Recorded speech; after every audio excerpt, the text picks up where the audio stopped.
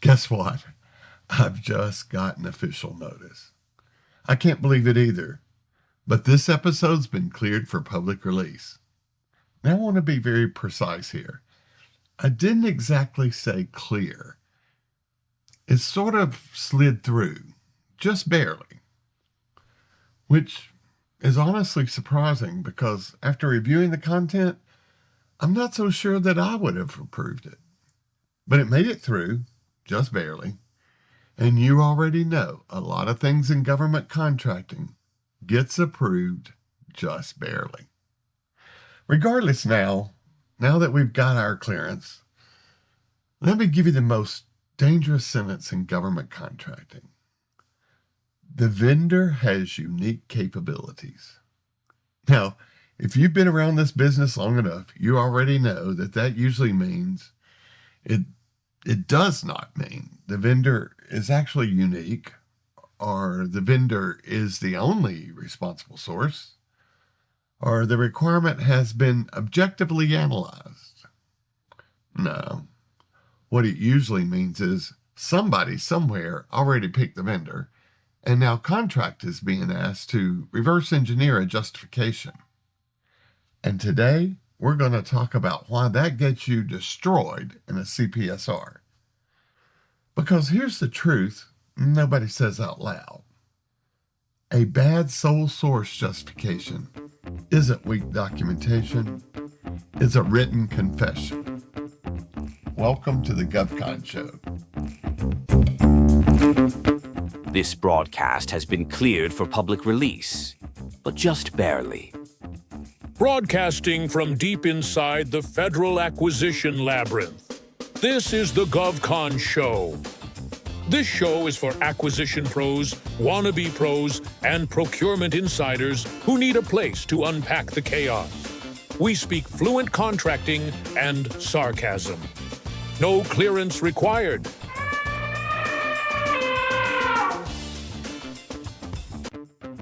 This is the GovCon show. And away we go! Welcome to the GovCon show, where the FAR meets reality, and reality doesn't just win, it rewrites the whole file. I'm Tim Magnuson, and this show is for the people stuck in the middle of program managers who already made the decision, finance or program control asking, why is this so expensive? And auditors showing up 3 years later asking, walk me through your decision. Today's episode, sole source justifications. Magic words, dirty looks. And we're going to break down the myth of the unique capabilities, why most sole source justifications fail, and the one thing subcontract administrators must do, tie the justification directly to the scope of work, or don't write it at all.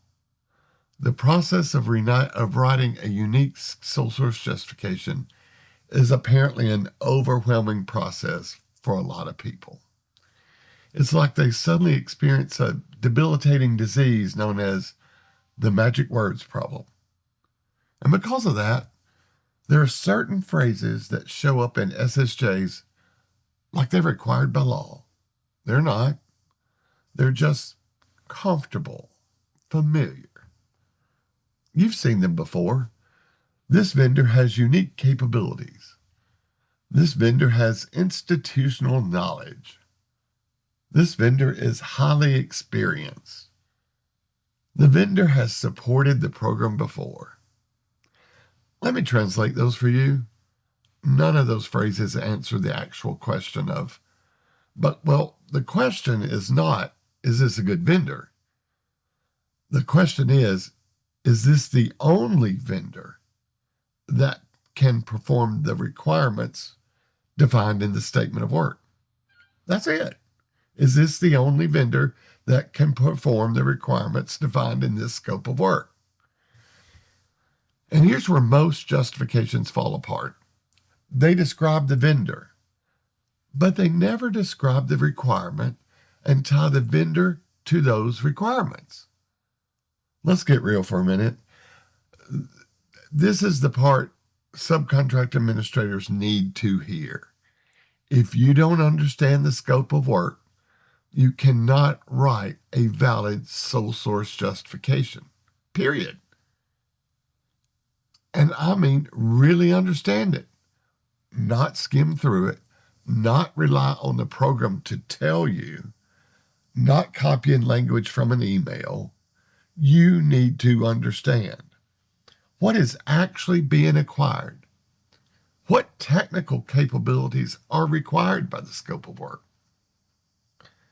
what outcomes must be delivered, because the justification must answer one question: why can only one vendor perform this work?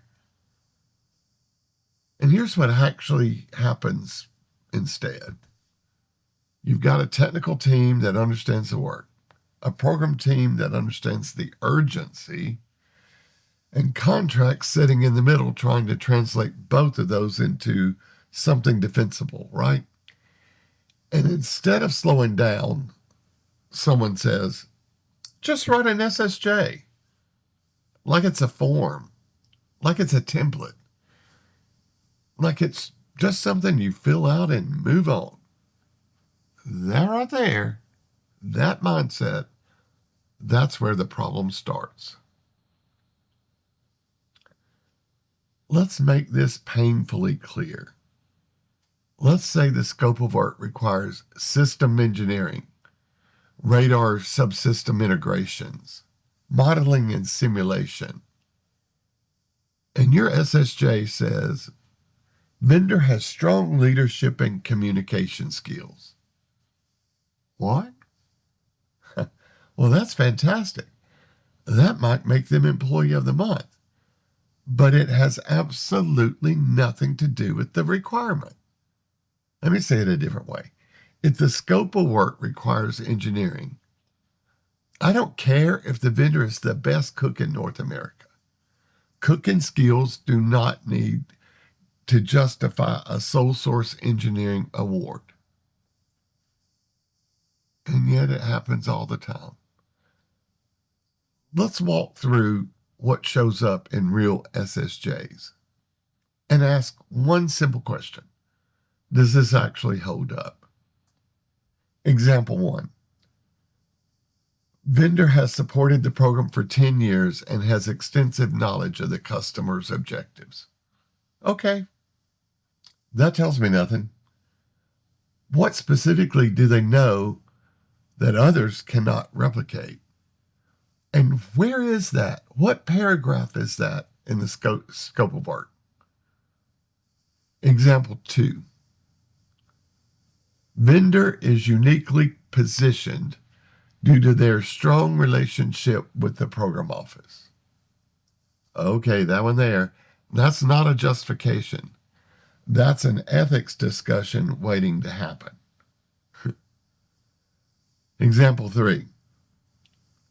Vendor has proprietary processes.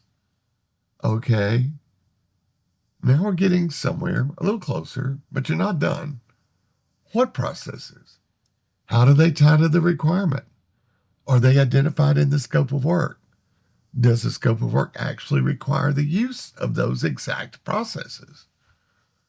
And if so, why can't someone else replicate them? Example number 4. Vendor has exceptional capabilities and communication skills. Okay, fantastic. Are we awarding a subcontract, or maybe we're hiring a keynote speaker? Let's address the elephant in the room. The problem nobody wants to say out loud is that most bad SSJs aren't written because people don't know better. They're written that way because the decision was already made, the vendor was already selected, and now someone needs documentation to support it. And contracts gets pulled in and told, well, just make it work.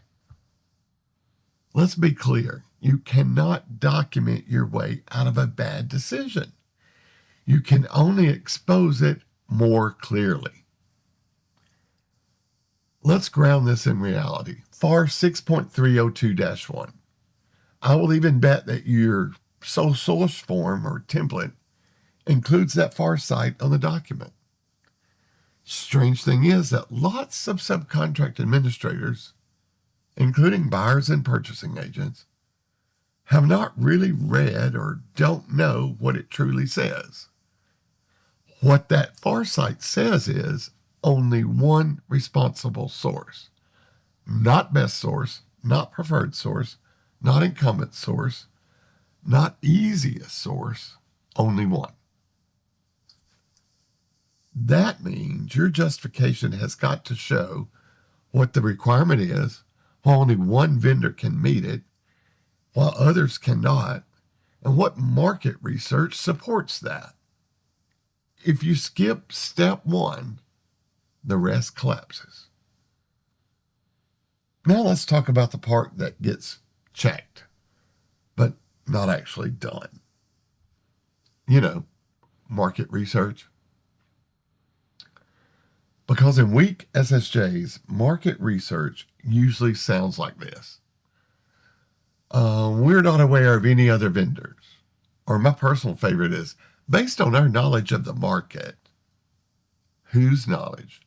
Are you trying to document that you've relied on the program team's statements without validation? If so, this is now a case of subcontracts admin accepting they're not the only one without evidence. And because if that acceptance, doing the bare minimal surface level research, you guys know that I'm telling you the truth. You know you do it. And this is where most people fail. Your job is not to confirm the preferred vendor. Your job is to challenge the assumption. You should be asking, who else does this kind of work? Are there comparable capabilities in the market? You should ask, are we defining the requirement too narrowly? Or did you intentionally write this around the vendor? You also have to be diligent about documenting what you actually did do, not what you think you did. Auditors don't care about intent. They care about the evidence. That means documenting things like sources searched, SAM, industry organizations, prior vendors, etc. And the responses you received or lack of responses. Capability comparisons. While alternatives were rejected, filling in the template blanks with "we are not aware of other vendors" is not market research. And you all know that valid market research has got to align to the requirement. That is critical. Market research must tie back to the actual scope of work requirements for this particular effort, for what you are awarding. Not general capabilities, not reputation, not your convenience. Real market research is uncomfortable because it might tell you that your preferred vendor is not your only option. And when it does, you've got a problem. Because the story you're planning to tell doesn't hold up. Now let's talk about the audits, because this is where it becomes real and often falls apart. DCMA CPSR reviewers are not impressed by your fancy language or long, extensive paragraphs or your recycled templates.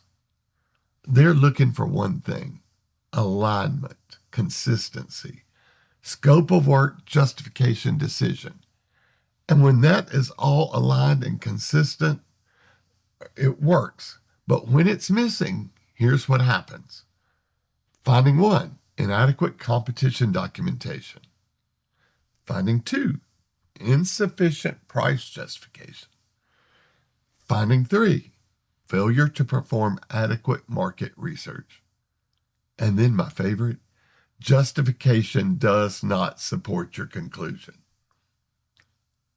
That one hits a little different. Now, let's simplify this. A strong SSJ is not complicated. It just requires discipline. A strong SSJ is simple and tight. Something like, the scope of work requires X capability. Vendors demonstrates this capabilities through X, Y, and Z. Market research identified A, B, and C vendors, none of whom possess the X capability required by the scope of work. Use of another vendor introduces risk in the form of blah, blah, blah. That's it. No fluff, no filler, no magic words. You've heard me say this before. Every procurement file must tell a clear, logical, defensible story. And the SSJ, that's a central chapter to that story. It should read like this. Here's the requirement.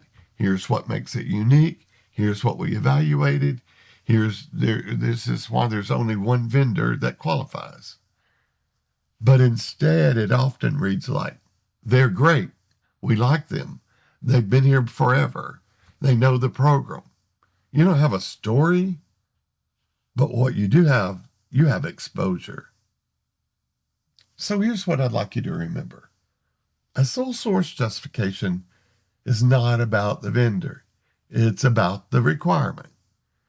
If you remember nothing else, read the scope of work. Understand the scope of work.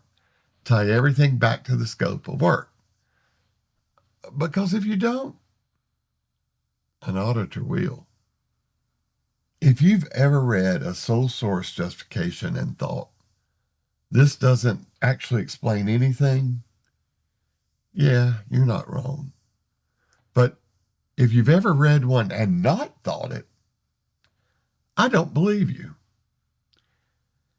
If this episode hit a little too close to home, good. That means we're paying attention. Now, do something about it, though.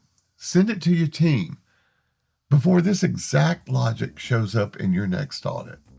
And while you're at it, like, subscribe, and share it, especially with that one person who still thinks unique capabilities is a complete justification.